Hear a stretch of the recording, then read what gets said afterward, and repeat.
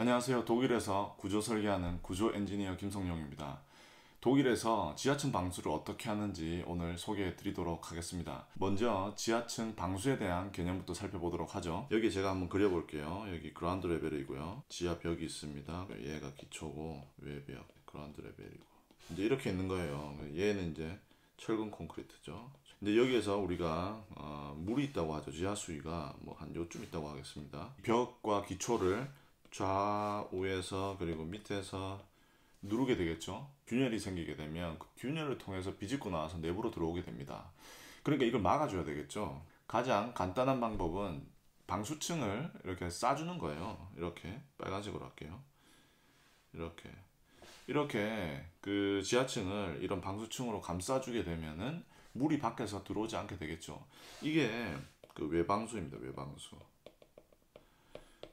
이게 그 지하층 방수의 정석이에요. 이 방법 말고 이제 또 한국에서 하는 방법이 있죠. 방수라고 하기는 그렇고 배수에 가까운 것 같아요. 저도 전에 한국에 있던 프로젝트에 그 얘기를 듣고 조금 놀랐는데 그 물을 모아서 계속 펌프로 빼낸다고 하더라고요. 그 주변에 있는 땅에 있는 지하수들이 빠지면서 그 집안이 어떻게 될지도 모르는데 근데 그게 일반적인 방법인 것 같더라고요. 한국에서 하는 그 방수 방법, 배수 방법은 그 물이 지하층 외벽이나 뭐 기초를 뚫고 들어오면은 얘를 그냥 막는 게 아니라 얘를 그냥 들어오게 놓고 얘를 그 유도를 해서 집수정으로 유도를 해서 그 물을 이제 뽑는다고 하더라고요. 이유가 있겠지만 아무튼 방수랑은 이제 다른 거죠. 방수와 결로 그러면 또 이제 결로 얘기도 해야 될 것 같은데 아무튼 그게 이제 방수는 아닌 거죠. 독일에서 가장 대표되는 지하층 방수 세 가지 방법이 있습니다.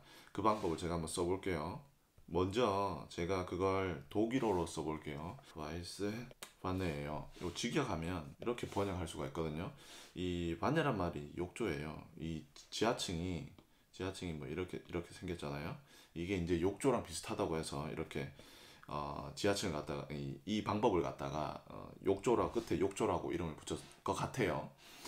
이 첫 번째 앞에 나오는 게 색깔이에요, 색깔. 이게 어떤 색깔이냐면 시공을 하고 나서 지하층 바깥에 있는 색깔이 이 색깔이라는 거예요. 그러니까 첫 번째 방법은 까만 욕조는 방수층을 시공하고 났더니 밖에서 보이는 색깔이 까만색이고 두 번째 방법은 갈색이고 세 번째 방법은 하얀색이다. 이제 첫 번째가 이 까만 욕조라는 게 방수층을 형성하는 재료가 비투мен입니다. 비투멘. 이게 아스팔트 도막 방수 뭐 요런 거랑 비슷한 것 같아요. 여기서 이제 타르는 쓰시면 안 되죠. 타르는 환경에도 안 좋고 몸에도 안 좋고 그렇잖아요. 그래서 타르는 쓰시면 안 되고 요 이 석유에서 나온 물질 요걸 써가지고 이제 방수를 할 수가 있는 거죠. 두 번째는 여기도 재료가 이제 달라지는 건데 벤토나이트가 이제 갈색이잖아요.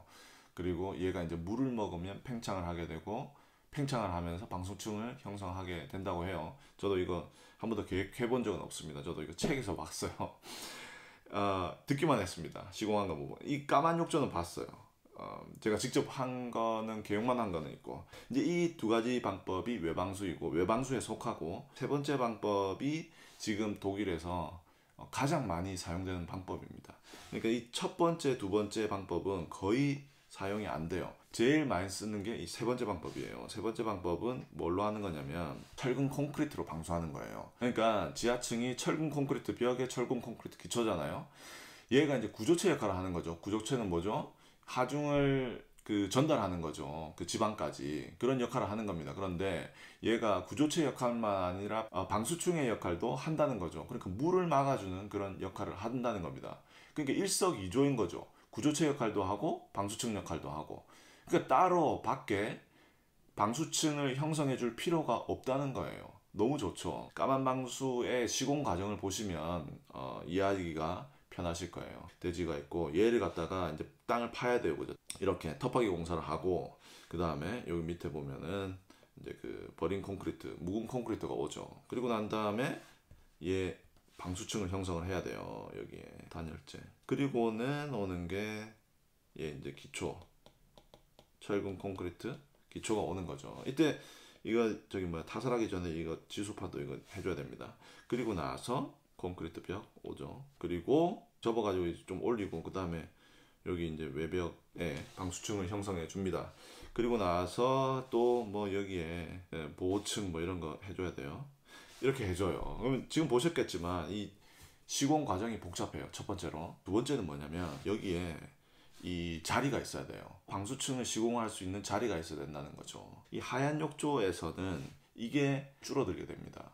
방수층 시공을 아예 할 필요가 없어진다는 거죠. 그럼과 동시에 가지게 되는 또 장점이 있는데요. 그건 바로 인접한 건물에 가까이 지하층을 형성할 수 있다는 거예요. 여기에서는 지하층 방수층을 형성해야 되기 때문에 건물이 옆에 있으면 어느 정도 이렇게 공간을 줘야 돼요. 그래서 그 내 땅을 갖다가 최대한 효율적으로 사용할 수가 없게 되는 거죠. 그런데 이 마지막 하얀 욕조를 하게 되면 건물에 가까이, 인접한 건물에 가까이 붙여서 지하층을 시공을 할 수가 있어요. 왜냐하면 방수층에 자리가 필요가 없으니까요. 그런데 이렇게 또 반박을 할 수가 있겠죠. 어차피 지하 벽을 타설을 하려면 거푸집이 필요하지 않냐. 그럼 거푸집을 짜려면 외부에 그 공간이 필요하잖아. 이렇게 반박을 하실 수가 있죠.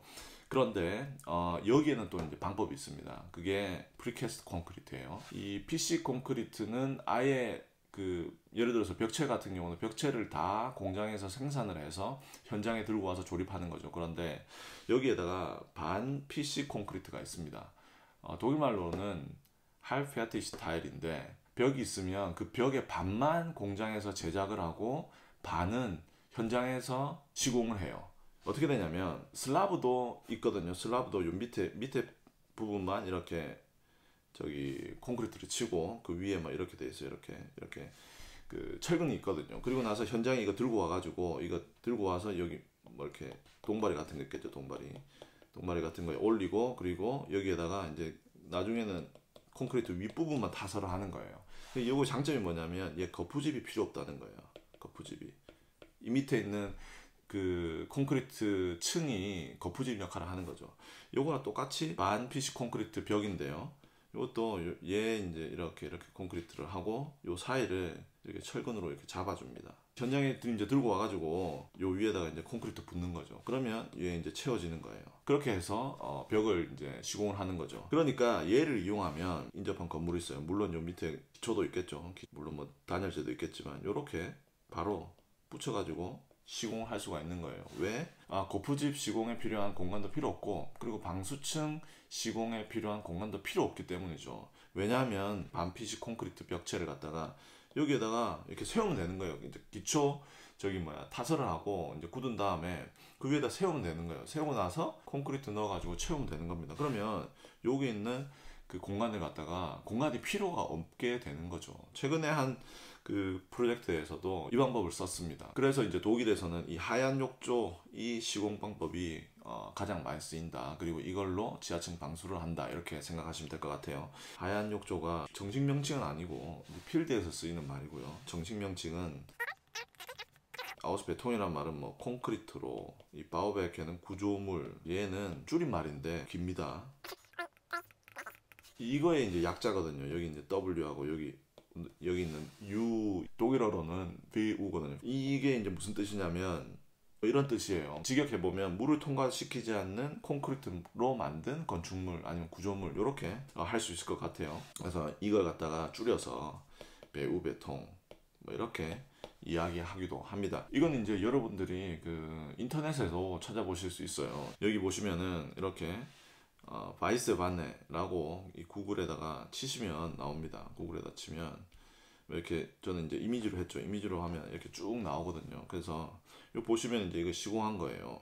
오른쪽에.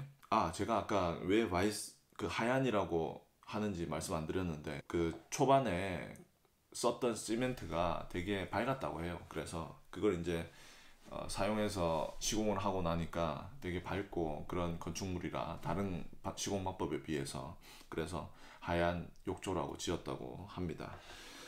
여기 보시면 이제 제가 아까 말씀드렸던 그런 내용들이 나오죠. 이쪽은 이제 현장 타설할 때, 그죠? 얘들은 현장 타설할 때고 얘는 아까 말씀드렸던 그 반 PC 콘크리트 이런 거예요. 그러니까 밑에 기초는 일반적으로 이제 타설을 해주고 여기 이제 지수반 들어가죠. 그리고 얘들 이제 세워주는 거예요. 그리고 나서 콘크리트 치고 이렇게 해서 그 지하층을 하얀 욕조 방식으로 시공을 할 수가 있습니다. 네, 여기 보시면은 이제 여기 다 저기 그 창문의 위치나 이런 것들도 다 그 공장에서 제작을 해가지고 이렇게 현장에 들고 와서 거기다가 이제 조립하는 식으로 시공을 하는 겁니다. 이게 이제 하얀 욕조의 방수 원리예요. 이제 이 방법이 나왔을 때 반론이 있었죠. 반론이. 왜냐면 반론이 있었는데 그 철근 콘크리트가 물을 머금지 않냐. 그 머금고 그리고 모세관 현상에 의해서 물이 이제 자꾸 벽 안으로 침투를 할 텐데 그게 시간이 지나면 결국은 그 벽 내부까지 돌아갈 거다. 그러니까 이 철근 콘크리트로 방수한다는 거는 안 된다라고 이제 주장하는 사람들이 있었는데 이걸 갖다가 이제 몇 명이서 실험을 해서 증명을 해냅니다. 그리고 논문도 냈어요. 아주 긴 시간 동안 이 물은 물론 침투는 되지만 어느 순간 어느 부분까지만 속도가 있게 침투가 되고 그 다음부터는 뭐 거의 침투되지 않는 것으로 보면 된다라고 이렇게 실험을 해서 증명을 해냈어요. 그걸 이제 기반으로 하는 거죠. 그리고 그 하얀 욕조가 좀 입에 안 붙잖아요. 그래서 방수 콘크리트라고 하는 게 좋을 것 같아요. 찾아보니 추밀 콘크리트도 있더라고요. 독일에서 얘 둘을 구분을 해요. 하나는 이제 바사디시트라는 말이 있고 하나는 이제 바사 운도이실레시스. 위에 게 이제 물이 하나도 안 들어온다는 말이에요. 그러니까 여기 이제 콘크리트 벽이 있으면 이제 물이 하나도 여기 안 들어오면 이제 바사디시트라고 한다는 거죠. 이게 이제 수밀과 뜻이 비슷하지 않나 그런 생각이 듭니다. 그리고 이 바사 운도이실레시스는 물은 들어오는데 얘가 통과는 못한다라는 말이에요. 그러니까 어느 정도 침투는 된다는 말이죠. 그래서 거기에 맞는 표현이 이 방수 콘크리트가 아닌가 그런 생각이 듭니다. 자, 이제 그러면 이제 마지막 질문이 있는데 한국에도 철근 콘크리트로 벽을 하고 기초를 하고 독일에서도 철근 콘크리트로 지하층 벽을 하고 기초를 하는데 독일 거는 균열이 안 가서 물이 안 새고 한국 거는 균열이 가서 물이 새냐 무슨 차이가 있냐 이렇게 말씀하실 수가 있어요. 그러니까 이걸 갖다가 이제 한국에 적용하기 위해서는 세 가지가 필요한 것 같아요. 재료, 두 번째 설계, 세 번째 시공. 이 세 가지가 중요한 것 같아요. 첫 번째 재료. 독일에서도 방수 콘크리트를 하려면 계획할 때 어떤 콘크리트를 쓰라고 줍니다. 이제 콘크리트가 규격화가 돼 있어요. 그래서 뭐 콘크리트 주문할 때 뭐 이런 식으로 합니다. 이게 이제 첫 번째가 그 실린더 강도고요. 두 번째가 이제 육각형 그 콘크리트 강도인데 아무튼 이렇게 주문을 해요. 그러면 이제 콘크리트 강도가 30인 거죠. 그리고 나서 이걸로는 충분하지 않고 뒤에 이렇게 외우 이렇게 적어줍니다. 그러면 그 콘크리트 레미콘을 주문을 받는 그 생산자가 이걸 보고 아 이거 방수 콘크리트에 쓸 콘크리트구나. 그래서 거기에 맞게 보내줘요. 이걸 찾아보다 보니까 이 아까 말씀드렸지만 이 수밀 콘크리트도 있더라고요. 근데 이 수밀 콘크리트가 한국의 저기 뭐야 토목공학 이쪽에 많이 쓰는 것 같아요. 그래서 거기에서도 분명히 이런 요구가 있을 거거든요. 그러니까 수밀 콘크리트와 이 독일에서 쓰는 방수 콘크리트와 좀 유사한 면이 있지 않을까 그런 추측을 해봅니다. 추측컨대 이 재료는 한국에서 문제가 되지는 않을 것 같아요. 두 번째 거는 이제 설계 계획이에요. 이온 줄눈의 위치 뭐 이런 것들 다 계산해 줘야 돼요. 그리고 철근 양 이것도 계산해 줘야 되고 뭐 이런 저런 것들 할 게 있습니다. 근데 이제 저는 이제 이걸 해봤거든요. 그래서 여기에 대해서는 좀 말씀드릴 수 있을 것 같아요. 그래서 이것도 어떻게 해결할 수 있다. 두 번째 것도. 그리고 세 번째 시공인데 독일 시공 회사들은 이 방법을 되게 오래 썼습니다. 경험이 있는 거죠. 이 시공 방법에 대해서.